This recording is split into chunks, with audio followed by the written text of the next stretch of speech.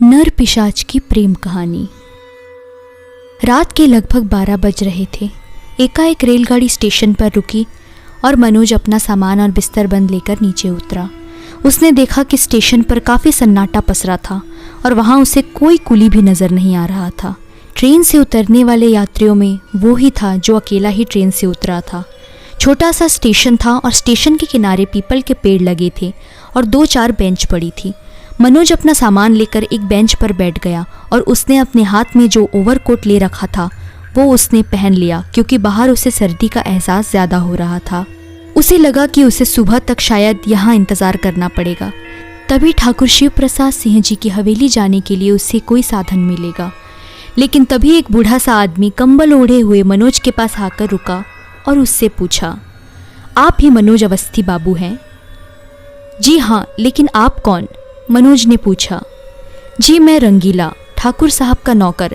उन्होंने मुझे बग्घी लेकर आपको लिवा लाने के लिए भेजा है, रंगीला बोला। अरे तुम्हारा नाम तो बड़ा ही रंगीला है, मनोज बोला। वो हमार अम्मा हमार नाम रखी रही, हम होली वाले दिन पैदा हुए थे ना, इसलिए, रंगीला बोला। तब तो अच्छा नाम चुना तुम्हारी अम्मा ने, मनोज बोला।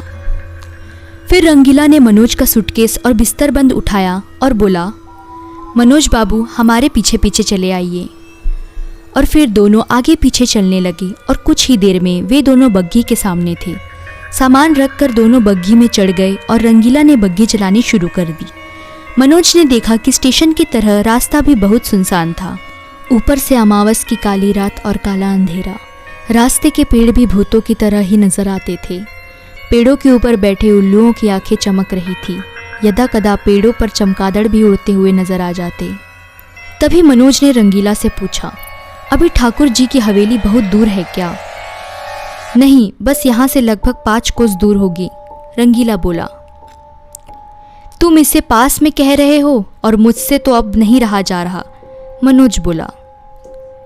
तो हम यहाँ बग्घी खड़ी कर देते हैं, आप झाड़ियों के पीछे हल्के होकर आ जाइए, रंगीला बोला। रंगीला की इस बात पर मनोज हंस पड़ा। मनोज को हंसता देखकर रंगीला ने परेशान होकर पूछा, आप हंसे काहे? अरे मुझे हल्का नहीं होना, बहुत तेज भूख लगी है भाई, इसलिए नहीं जा रहा। और फिर इतनी रात को कोई बेवकूफ़ ही होगा जो इन झाड़ियों में हल्का होने जाएगा। मैं तो कभी ना जाऊं, मनोज बोला। अच्छा तो ऐसन कहिए ना, हमें लगा आपको नंबर 1 जाना है, रंगीला बोला। वे लोग यूं ही बातें करते हुए चलते चले जा रहे थे। तभी बीच में एक पुरानी सी खंडहर हवेली मिली जिसमें बिल्कुल धीमी सी रोशनी जगमगा रही थी। तब रंगीला बोला, मनोज बाबू आप हवेली की ओर मत देखना, नहीं तो डाकिनी आपके पीछे पड़ जाएगी। डाकिनी? ये डाकिनी कौन है? मनोज ने पूछा।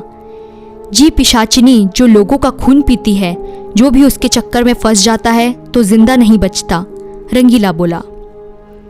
अरे ये सब फालतू की बातें हैं, मनोज बोला। मत मानिए, लेकिन हम तो मानते हैं। एक बार हमारे बापू के पीछे पड़ गई थी। सफ़ेद साड़ी में रोज़ रात को आती थी और बापू का खून पीकर जाती थी। बापू का शरीर दिन ब दिन नीला पड़ने लगा तो फिर अम्मा ने एक अघोरी बाबा से इलाज करवाया। तब जाके हमारे बापू ठीक हुए और अघोरी बाबा उस डाकिनी को एक लोटे में कैद करके एक पीपल के पेड़ के नीचे गाड़ आए थे, रंगीला बोला। ओह, ये तो बहुत डरावनी कहानी सुनाई तुमने, मनोज बोला। जी ऐसी बहुत सी कहानी हमें पता है, फिर कभी सुनाएंगे आपको। वैसे आप यहाँ कितने दिन रुकने वाले हैं? रंगीला ने पूछा। अब ये तो ठाकुर साहब ही बताएंगे, मनोज बोला। वैसे आप यहाँ आए किस काम से हैं? रंगीला ने पूछा। ठाकुर साहब ने बुलवाया है। वे मेरे दादाजी के पुराने दोस्त थे। मेरे दादाजी ने उन्हें कोई काम सौंपा था, शायद वो पूरा हो गया, इसीलिए उन्होंने मुझे यहाँ बुलाया है, मनोज बोला। अच्छा तो ये बात है, रंगीला बोला।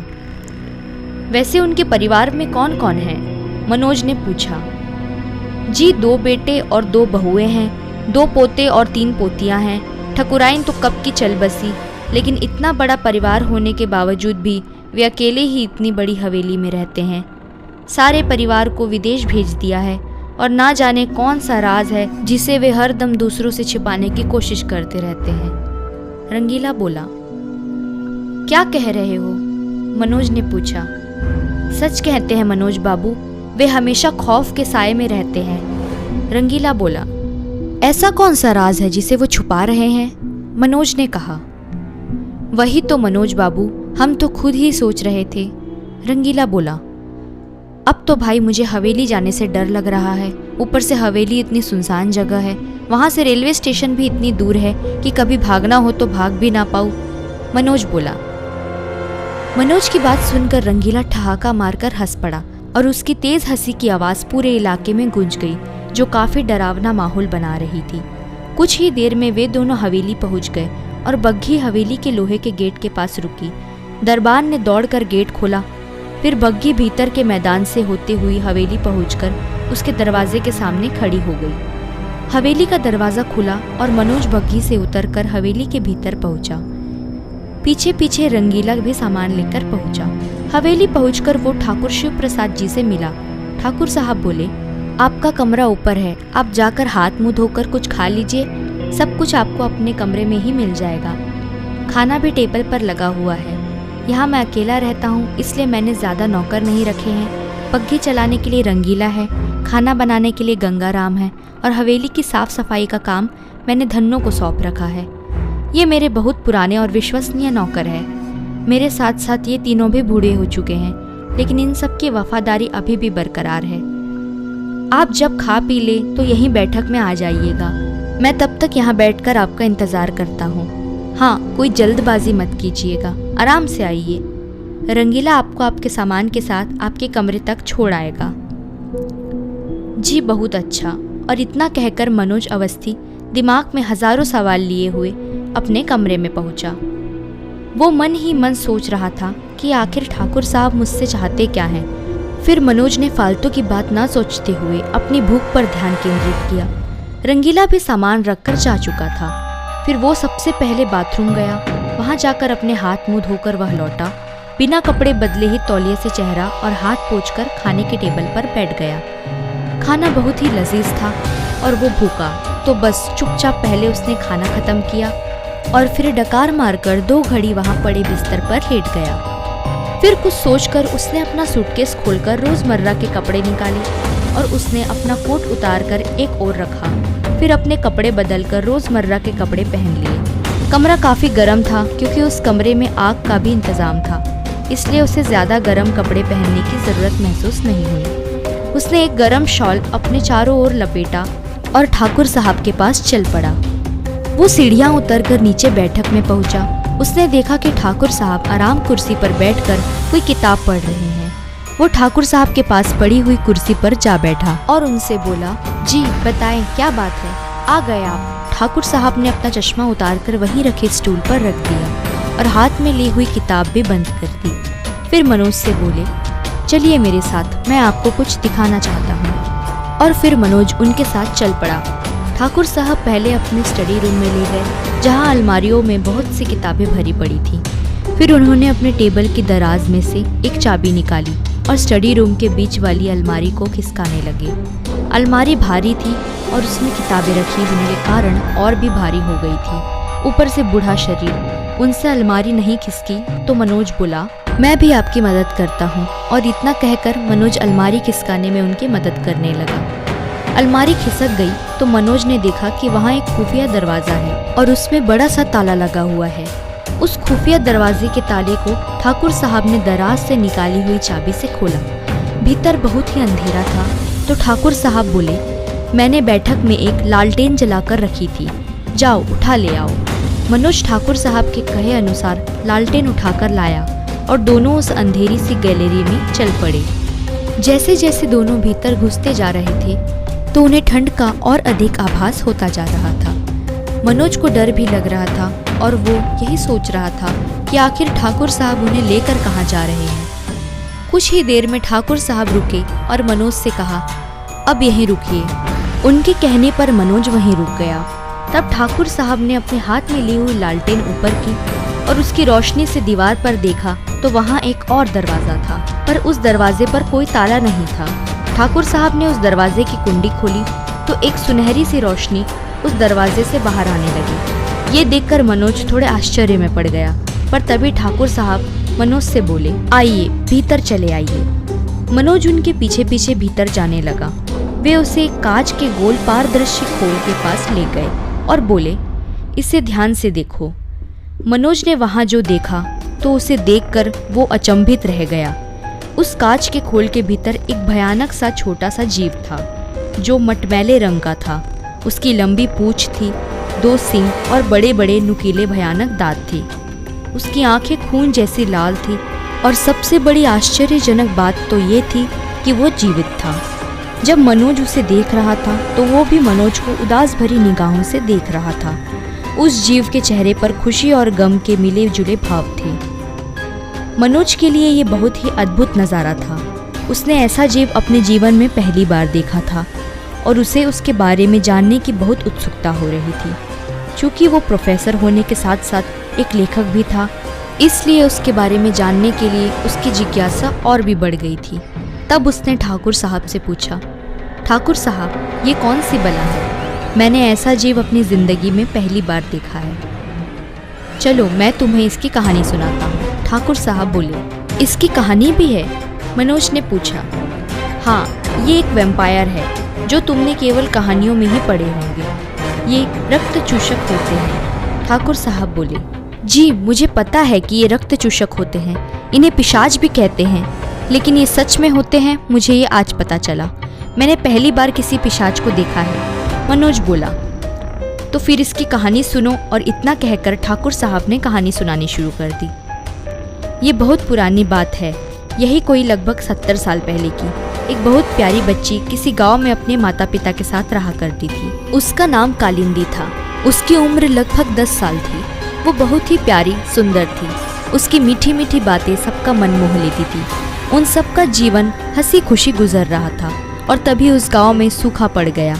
कुछ गांव वाले अन्न और काम की तलाश में इधर उधर जाने लगे, लेकिन कालिंदी के माँ बाप के साथ साथ उस गांव के और भी लोग अपना जन्म स्थान छोड़ने को तैयार ना थे। तभी उनके गांव में एक बाबा आए और एक पीपल के पेड़ के नीचे अपना डेरा डाल लिया। गांव के लोग उनके पास अपनी समस्या का समाधान पाने गए तो वे बोले, ये काम तो कोई अघोरी ही कर सकता है, वो ही कुछ ऐसा करे तो ही बरखा हो सकती है। लेकिन हम अब अघोरी बाबा को कहाँ ढूंढे? कालिंदी के पिता जगजीवन त्रिपाठी जी ने पूछा। मैं जानता हूँ एक अघोरी को, बाबा बोले। कहाँ मिलेंगे वे? कालिंदी के पिता जगजीवन त्रिपाठी ने पूछा। वो अघोरी तुम्हारे ही गांव के शमशान में रहता है, लेकिन वो केवल अमावस की काली रात को ही अपनी तंत्र विद्या का प्रयोग करके दूसरों की मदद करता है। इसके लिए उसे अपने प्राण भी जोखिम में डालने पड़ते हैं, क्योंकि ये पता नहीं रहता कि जिस आत्मा को उन्होंने बुलाया है वो कितनी शक्तिशाली है। कभी कभी तो ऐसे पिशाच और पिशाचनी प्रकट हो जाते हैं कि फिर उन पर काबू पाना मुश्किल होता है। बाबा बोले, तो फिर मैं आज रात ही उनसे इस कार्य के लिए बात करता हूँ, क्योंकि मैं इस गांव का मुखिया भी हूँ। मेरे गांव की जनता भूखमरी से मर रही है, इसलिए मेरा कर्तव्य बनता है कि मैं अपने गांव की जनता की समस्याओं का समाधान कर सकूँ। जगजीवन त्रिपाठी बोले। फिर क्या था, जगजीवन जी ने अघोरी बाबा से बात की और वो मान गए। और सबसे अच्छा ये था कि एक दिन बाद ही अमावस की रात थी, तो ये कार्य जल्द ही पूर्ण होने वाला था।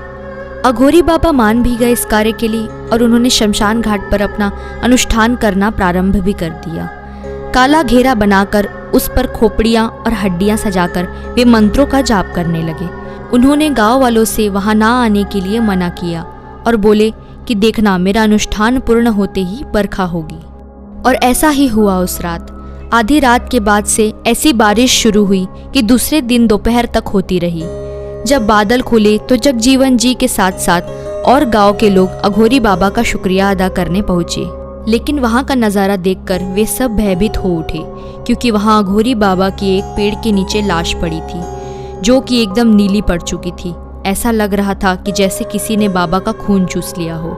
गांव वालों ने फौरन ही बीमारी फैलने के डर से बाबा का अंतिम संस्कार कर दिया। लेकिन गांव वाले मन ही मन डर भी रहे थे कि ऐसा तो नहीं कि कोई बुरी आत्मा हमारे गांव में आ गई हो और फिर धीरे धीरे हम सबका खात्मा करने लगे। लेकिन उस दिन के बाद बारिश ठीक से होने लगी और सब जगह हरियाली छा गई, इसलिए गांव वाले इस बात को भूल गए। सब अपने काम काज में लग गए। लेकिन जब अमावस की रात दोबारा आई तो जगजीवन राम जी के घर के पास वाली बरगद के पेड़ के नीचे एक औरत की लाश मिली, जिसका किसी ने खून चूस लिया था, और वो भी अघोरी बाबा की तरह बिल्कुल नीली पड़ी थी। अब गांव वालों का शक यकीन में बदल गया कि हो ना हो यहाँ कोई ऐसा पिशाच आ गया है जो अमावस की रात लोगों का खून चूस कर लोगों को मार डालता है। गांव में अब बहुत ज्यादा दहशत फैल चुकी थी, लेकिन इस समस्या का उपाय किसी के पास न था, क्योंकि पिशाच को कभी किसी ने देखा ही नहीं था। पता नहीं वो पिशाच किस रूप में उन सबके बीच रहता था। इसी तरह एक दिन 10 साल की कालिंदी उस पेड़ के नीचे अपनी सहेलियों के साथ खेलने गई, जो कि वो वहाँ अक्सर ही जाती थी। उसकी मीठी मीठी सी बातें और खिलखिलाहट वैसे भी राहगीर की राह रोक लेती थी। वो उस दिन भी खेल रही थी, लेकिन किसी बात पर उसकी अपनी सहेलियों से बहस हो गई और बात छीना झपटी से मार कुटाई तक पहुंच गई। वो सब तमाशा उस पेड़ पर रह रहा पिशाच देख रहा था। उसे कालिंदी बहुत ही प्यारी लगी थी, इसलिए वो उसे देखने वहां आ जाता था और छोटे चमगादड़ का रूप धर पेड़ की किसी खोखली जगह में छुपकर उसे देखता रहता था। लेकिन जब कालिंदी की सहेलियां उसे जोर जोर से मारने लगी और उसके बाल खींचने लगी तो ये उस पिशाच से ना देखा गया और वो एक 10 साल के लड़के का वेश धरकर आया और उसने कालिंदी को उसकी सहेलियों से बचा लिया। उसने उन लड़कियों को 2-2 थप्पड़ मारकर भगा दिया। वे लड़कियां रोती हुई अपने घर को भाग गई। तब कालिंदी ने उस नर पिशाच से पूछा, कौन हो तुम, यहाँ कब आए? कालिंदी ने पूछा, मैं तो हवा से भी तेज हूँ, कहीं भी पहुँच जाता हूँ। नर पिशाच बोला, अच्छा तुमने मुझे बचाया, मुझे अच्छा लगा, लेकिन तुमने उन्हें मारा, वो मुझे अच्छा नहीं लगा। कालिंदी बोली, तो वे भी तो तुम्हें मार रही थी। नर पिशाच बोला, वो भी सही बात है, लेकिन तुम्हारा नाम क्या है? वो तो तुमने अब तक नहीं बताया। कालिंदी ने पूछा, मेरा नाम वो तो मुझे भी नहीं पता। नर पिशाच बोला। ये सुनकर कालिंदी हंसने लगी और बोली, तुम्हारे माँ बाप तुम्हें क्या कहकर पुकारते हैं? मेरे तो माँ बाप ही नहीं हैं। नर पिशाच बोला, ओह ये तो बड़े ही दुख की बात है।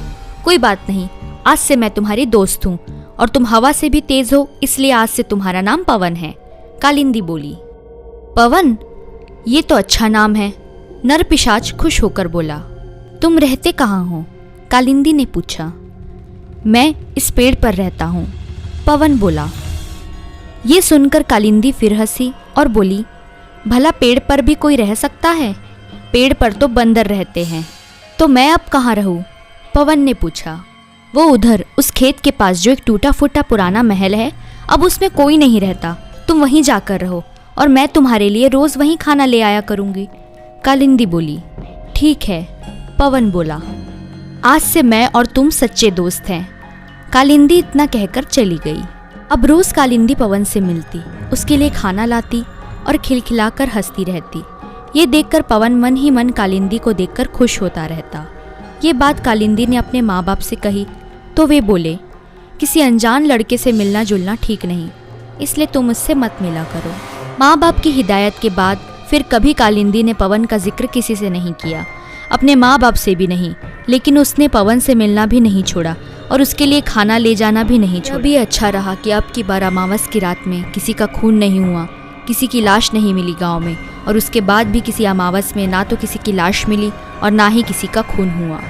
गांव वाले निश्चिंत हो गए और उन्होंने सोचा कि शायद नर पिशाच उनके गांव को छोड़कर कहीं चला गया है। ये बदलाव पवन में कालिंदी की दोस्ती के कारण आया था, जो वो अब किसी को मारता नहीं था। ऐसे ही 5 साल बीत गए। कालिंदी और पवन की दोस्ती बरकरार रही। जैसे जैसे कालिंदी बड़ी होती गई तो पवन भी अपनी शक्तियों द्वारा बड़ा होने का रूप बदलता गया। वो भी अब 15 साल का ही दिखता था, लेकिन अब धीरे धीरे उस नर पिशाच की संवेदनाओं में भी बदलाव आ रहा था और उसकी भावनाएं कालिंदी के साथ रहकर इंसानों की तरह ही होती जा रही थी। वो अब कालिंदी को बहुत पसंद करने लगा था। उसकी पसंद अब प्रेम का रूप लेने लगी थी। उसका हृदय भी कालिंदी को देखकर धड़कता था। उसकी आंखों की शुष्कता अब आंसू नामक पानी से द्रवित होती जा रही थी। जब कालिंदी कभी कभी उसका हाथ पकड़ लेती तो वो स्पर्श उसे भीतर तक गुदगुदा जाता। दोनों साथ खेलते और साथ खाते थे। कालिंदी को पवन अच्छा लगता था, लेकिन वो उसे प्रेमिका की दृष्टि से नहीं देखती थी, हमेशा एक दोस्त की हैसियत से देखती थी। ऐसे ही दोनों की दोस्ती को कुछ वक्त और बीता, लेकिन पवन ने कभी भी कालिंदी को ये नहीं कहा कि वो उसे पसंद करता है। क्योंकि उसे पता ही नहीं था कि इस भावना को प्रेम कहते हैं। वो तो भूतों की दुनिया से आया था और प्रेम का अर्थ नहीं समझता था। बस वो कालिंदी को सदा अपने पास रखना चाहता था। अब कालिंदी 16 पार करके 17वीं में लग चुकी थी, तो घर वालों ने उसके रिश्ते की बात चलाई और उससे लड़के वाले देखने आए। उन सबको कालिंदी पसंद आई और ब्याह पक्का हो गया।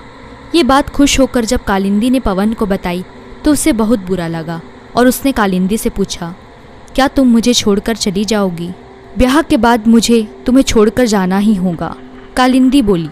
लेकिन मैं तुमसे दूर नहीं रह सकता, तुम मुझे अच्छी लगती हो। पवन रोते हुए बोला, क्या तुम मुझे चाहने लगे हो? कालिंदी ने पूछा। मुझे नहीं मालूम कि प्यार क्या होता है, बस मुझे तुम अच्छी लगती हो और मैं तुमसे दूर नहीं रह सकता कालिंदी। पवन बोला, ये प्यार ही तो है, तुम्हारी चाहत ही तो है जो तुम चाहते हो कि मैं तुमसे दूर ना जाऊं। लेकिन मुझे जाना होगा पवन, कालिंदी बोली। मैं तुम्हें नहीं जाने दूंगा, अगर तुम गई तो मैं किसी को जिंदा नहीं छोड़ूंगा। पवन बोला, क्या करोगे तुम? सबका खून करोगे? कालिंदी चीखी। हाँ, और इतना कहकर पवन अपने असली रूप में आ गया। ये देखकर कालिंदी डर गई और बोली, तो तुम पवन नहीं कोई और हो? हाँ, ये नाम तो तुमने ही मुझे दिया था। मुझे एक अघोरी बाबा ने यहाँ उस दुनिया से बुलाया था। उस रात मैंने उसे मार डाला, फिर एक औरत का खून चूसकर भी उसे मार डाला। लेकिन जब तुम मुझे मिली तो मैं एक नर पिशाच से एक अच्छा इंसान बन गया। तुम्हारे कारण ही मैं अच्छा बना। अगर तुम मेरी जिंदगी में नहीं रहोगी तो मैं फिर से रक्त चूषक बन जाऊंगा। बोलो, तुम्हें मंजूर है? पवन बोला, तुम ऐसा कुछ नहीं करोगे। तुम मेरे दोस्त पवन हो। जब तुम मेरे प्यार के खातिर अच्छे बन गए तो फिर अच्छे ही बने रहो ना। कालिंदी बोली, मैं तुम्हारे साथ कुछ भी बनकर रह सकता हूँ, लेकिन तुम्हारे बिना मैं मर जाऊंगा कालिंदी। नर पिशाच बोला, नहीं, मैं एक नर पिशाच से कैसे ब्याह कर सकती हूँ? कालिंदी बोली, क्यों नहीं कर सकती? पवन ने पूछा। तुम्हें अगर मेरा शरीर चाहिए तो मैं तुमसे ब्याह करने को तैयार हूँ, लेकिन फिर भी तुम मेरे दिल से उतर जाओगे। तुम्हें मेरे दिल में कभी कोई स्थान नहीं मिलेगा। तो बोलो, तुम्हें मेरा दिल पर अधिकार चाहिए या शरीर पर? कालिंदी ने पूछा। कालिंदी, मुझे तुम्हारा शरीर चाहिए होता तो इतने साल से तुम अकेली मेरे पास आ रही हो तो मैंने वो पा लिया होता, लेकिन मुझे ये सब कुछ पता ही नहीं है, ना प्यार और ना कुछ और। बस मैं चाहता हूँ कि तुम हमेशा खिलखिलाती रहो। पवन बोला, जब मैं खुश रहूँगी तभी तो खिलखिलाऊंगी, और तुमसे ब्याह करके मैं कभी भी नहीं खिलखिला सकती, क्योंकि मैं तुम्हें केवल दोस्त मानती हूँ। तुमसे ब्याह करने का विचार तो कभी भी मेरे मन में आया ही नहीं। कालिंदी बोली, ठीक है कालिंदी, तुम अगर किसी और से ब्याह करके खुश रहोगी तो यही सही। और फिर नर पिशाच पवन के रूप में पुनः आकर कालिंदी के गले लगकर फुट फुट कर रोने लगा। कालिंदी भी रोती रही।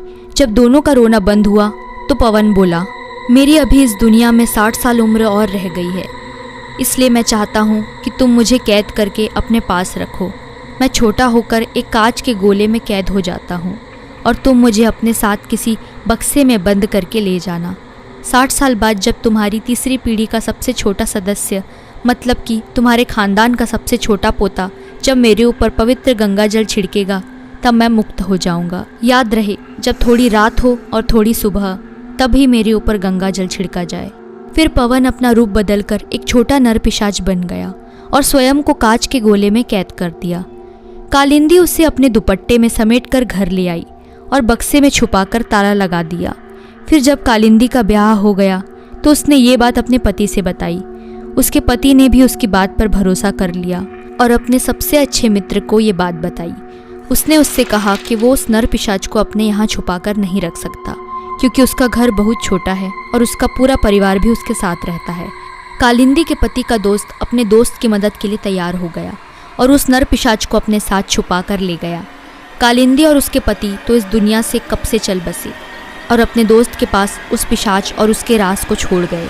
ठाकुर शिव प्रसाद ये कहते कहते चुप हो गए। तो क्या आपने ये कहानी मेरी दादी कालिंदी को सुनाई है? मनोज ने पूछा। हाँ, मैं ही कालिंदी का पति का दोस्त हूँ, ठाकुर साहब बोले।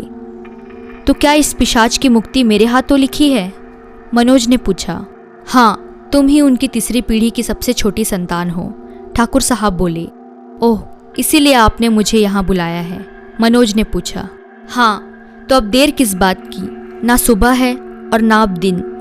इस कांच के गोले को खोलकर इस पर गंगा जल छिड़क कर इस रक्त चूषक को मुक्त करो। ठाकुर साहब ने अपने कुर्ते की जेब से गंगा जल की छोटी सी शीशी निकालते हुए कहा। फिर मनोज ने गंगा जल की शीशी खोली और कांच के खोल को निकालकर उस पर छिड़क दी। गंगा जल पड़ते ही नर पिशाच राख में बदल गया और उसे मुक्ति मिल गई।